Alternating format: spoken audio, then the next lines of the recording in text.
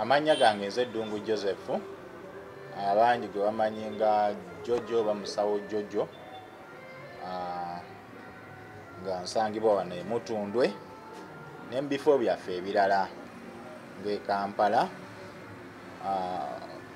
opposite ne Mukwano Mall awo, kizimbe bakiyita Makai Plaza, shop number M3190, nga nawo tulinawo ekifo we tujjanjabira abantu nga tukola emirimu egy'enjawulo, nga tujjanjaba abantu ebisolo n'ebirime nga buweereza obwe tulimu. Naye olunaku lwa leero nfunye omukisa nate okulaba nga twogera ku nsonga ez'enjawulo omuli n'obulwadde obwa kansa. Obulwadde bwa kansa busensedde abantu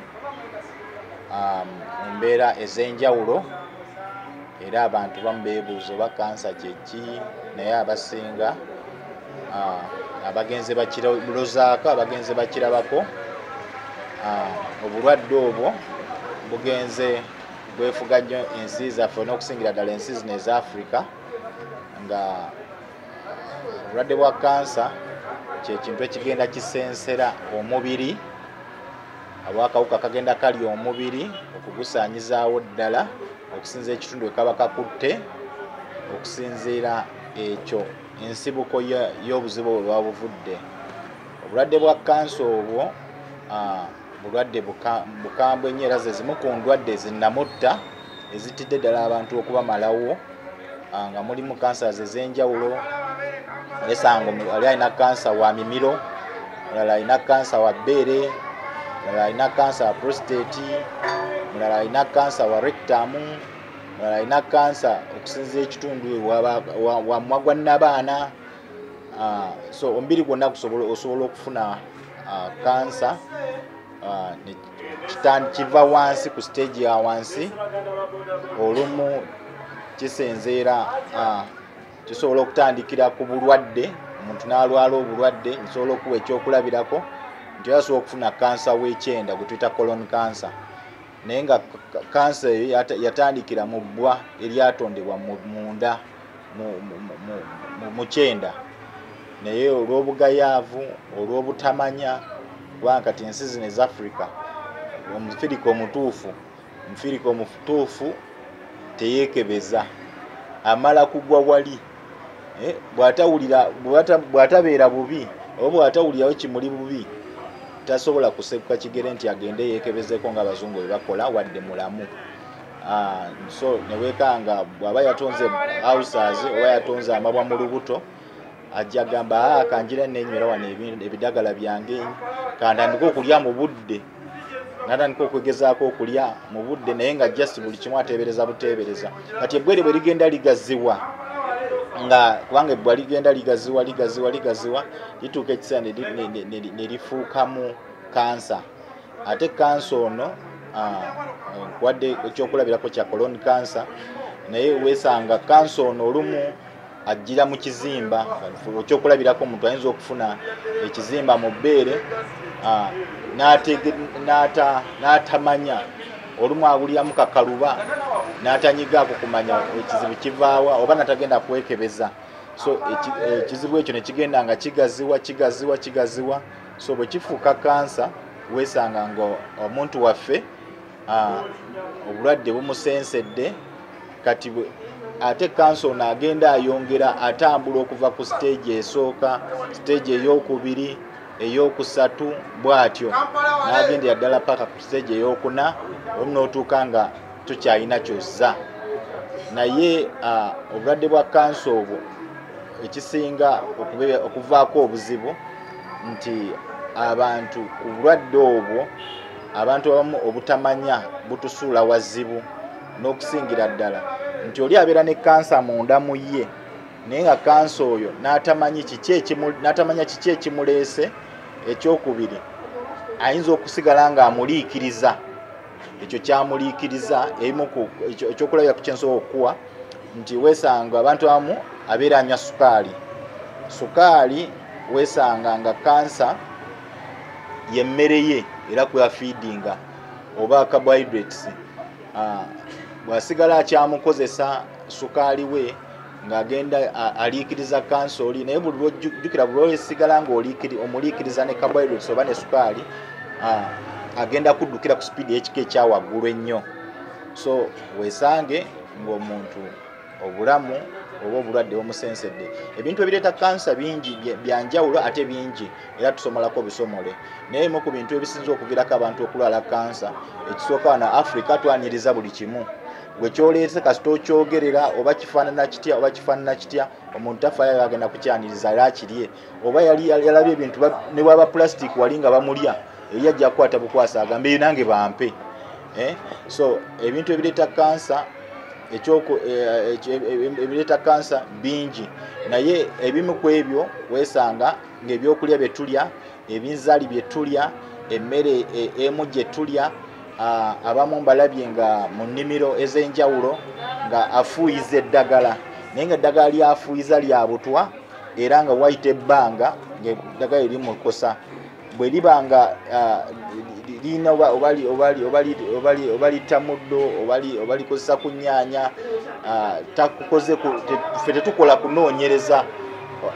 Nze ntunuulira nnyo abazungu n'abayindi bw'ayingira mu supamaketi okugula ekintu asomako oba bw'asomako ne bwaba ingredient oba ekirungo kye batabulamu takitegedde ye waakiri ajja kuddayo ewaka asooka akola okunoonyeza kino kyengenda okulya kiyina bulabe ki naye ffe tusigala tukola ki oyaniriza bye bafumbye. So weesanze nga abantu batonze nnyo endwadde n'okusingira ddala mu ndya zaffe tonze nnyo endwadde mu nnimiro gye tutambulira tonze nnyo endwadde ndabye nnyo wano mu nsi za Africa abantu balese n'ebintu n'ebyuma ebirecyclinga plastic ne wesanga ebika ebimu ebyebintu biba recyclinze oba masowaani oba buveera oba ki nga n'akaveera ako akali recycled kubanga mulimu plastic omulungi nga tali recycled naye bw'atuuka n'abeera recycled wesanga akola obutwa newesanga omuntu atonze kansa newesanga oli ekikopo kyanywerako kiri recycled kitegeeza kansa agenda mukola ki. Newesanga emmere yagenze wali n'agula oba buchipusi bwe ntera mu kaveera naye nga akaveera ke batadde mu kali recycled newesanga wonna ayingiza obutwa ku speed y'ekika ekyawaggulu naye nga tafuddeeyo. Wesanga omuntu akwata amasefuliya ngaago akozesa oba byakuutise edda bajjajjaffe bakozesanga luwawu ffe tukozesa oba sitiruwayo oba kyona kyona kye tuba tukozeseza naye okukolokoto oluntu olwo nalwo negenda nga wesanga agenda ddulya nalutonde kansa. Ebyuma bye tukozesa ebimu nga tukuba emmere gye tulya ebimu wesanga nga tebiri ku mutindo ate nga bambi n'ababiina olumu tosobola banenya.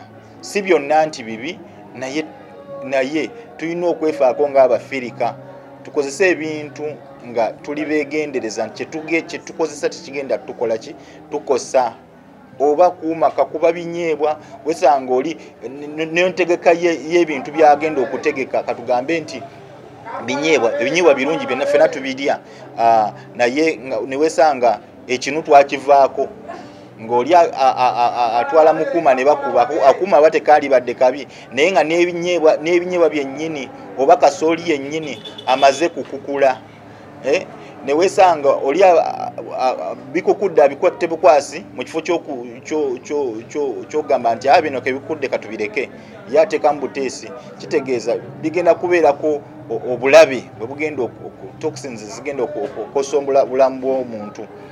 Wesanga oli abyanise wali embwa yabadde eyita neyagala okweteewuluza yeteewululiza mulimu ennyini ebyo byonna bigenda kuleetera ebintu ebyo okuwumba. Enkuba yatandise okutonnya nga ate okyayanika ebijanjaalo oba ebinyeebwa byo byonna bireetedde okuwumba bitandise okutonda obutwa obugenda okwongera okukosa obulamu bwaffe. So n'ebintu bingi nnyo bye tukozesa nga abantu baleeta ebintu ebitali ku mutindo. For example, abantu batandise okutonda kansa w'omumwa gwa nnabaana naye nga scale kwajjira kwa kika kya waggulu. Teweebuuza kansa oyo ava ku ki? Baleese engoye enkadde, empale enkadde, oli yalizambala oba yazambala atya, ez'abazungu ez'aba abaali abakoowu kwambala bwambazi lwakuba nalabye gundi yakoze ekiyayambadde. So ebintu bingi nnyo ebisobola otuviirako okutonda kansa, naye nga obulabe obusinga butuviira ddala mu butamanya, ne tulya oba ne tuyingiza ebintu mu nda zaffe, ate tetukozesa edda bakadde baffe bakozesanga enva endiirwa. Weesanga ng'omuntu amalako omwaka nga enva endiirwa lufumo, ng'alya buli kintu kyonna kyakoze eki, talina bintu bisobola kujja butwa mu mubiri. So obulwadde bwa kansa awo we bututuuse, naye nga buvudde ebintu bye tukozesa, bye tunyookezanyookeza. Oli omusanga anywa sigala bonna naye bonna ne bajja ne banyumya emboozi, ono byanywa ono byayingiza. Oli ayokya bipiira, ono ayokya bino, oli akola biri. So obutafaayo obwo,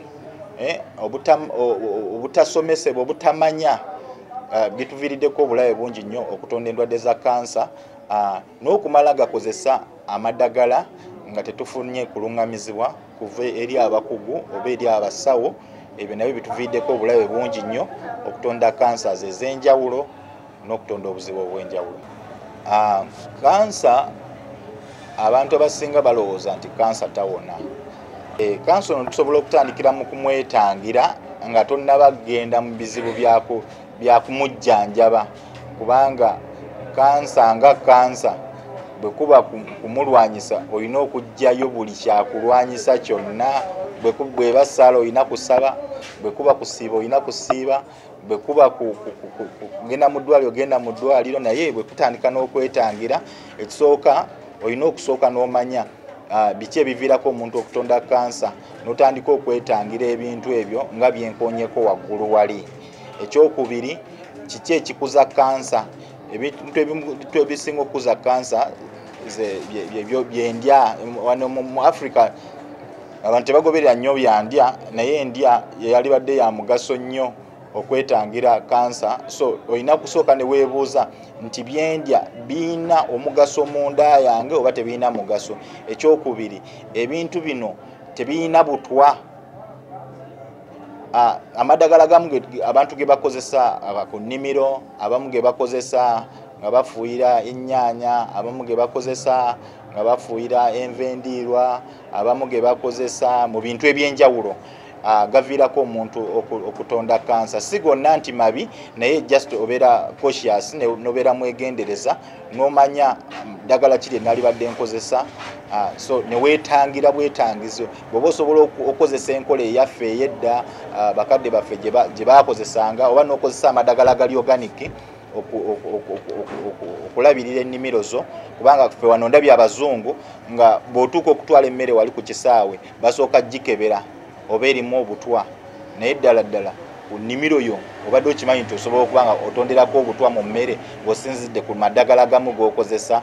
So kirungi, kyandibadde kirungi nnyo ne tusooka ne twetangira ekintu ekimu bw'olabanga tekikwetaagisa kukozesa sukaali mungi oyo oba ebyokulya ebimu nga olaba tekikwetaagisa bikozesa. Bw'oba oyanika kasooli, mwanika akalire ddala, aye tomuleka kuwumba, tomuteeka mu mazzi, ate wamala n'omuteeka mu kutiya, kwegamba n'alema kuwumba, n'alema kukola butwa. Ebyokulya ebyenjawulo tulina kuba nga tuli beegendereza.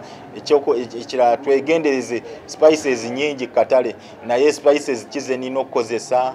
So beera mwegendereza tusobole okwetangira kansa. Ekirala kuliko ebintu ebiyingira buli kaseera bye boogerera bye bakubira obulango bingi nnyo, naye ggwe tubeere ne eriisa eriri keen, eryogi eryegendereza n'ogamanya nti kino kye ngenda okulya osanga omwana ali ebintu nga biringa plastic naye nga omuzadde tafuddeeyo. So twegendereze n'okwegendereza okukozesa ebintu ebisobola okutonda obulabe nga bye twasooka okwogerako. Naye kansa awona naye nga kansa asobola okuwona nga ali ku stages n'eza wansi ate ng'ofunye obujjanjabi mangu. So bw'ofuna obujjanjabi mangu kansa asobola okukola ki okuwona. Ffe tujjanjabyeko abalwadde ba kansa n'akola ki n'awonera ddala. Naye bwe tuba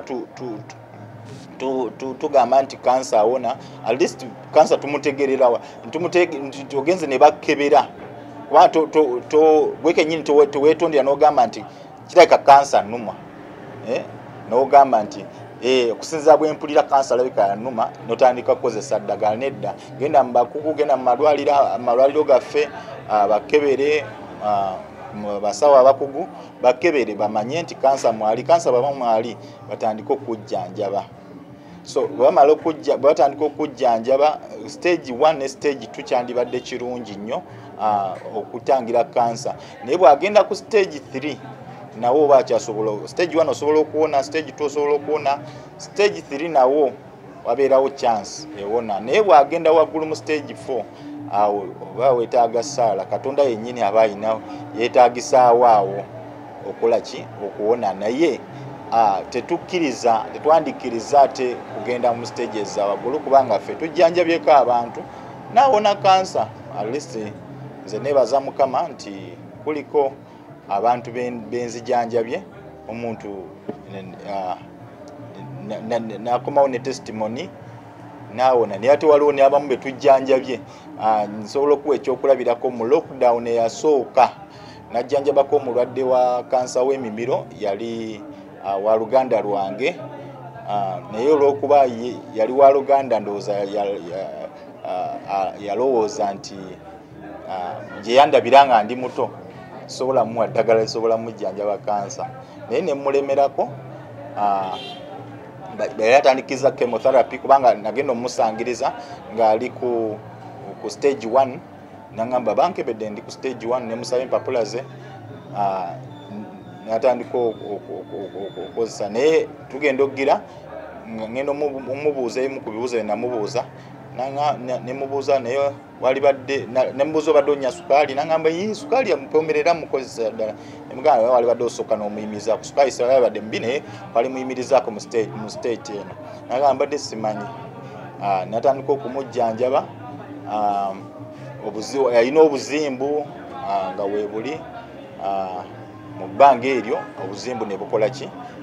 Twagenda okuyita mwezi gumu obuzimbu buweddewo. Ne baddeyo ne bamukebera kuba yali atuuse stage nga batandise chemotherapy.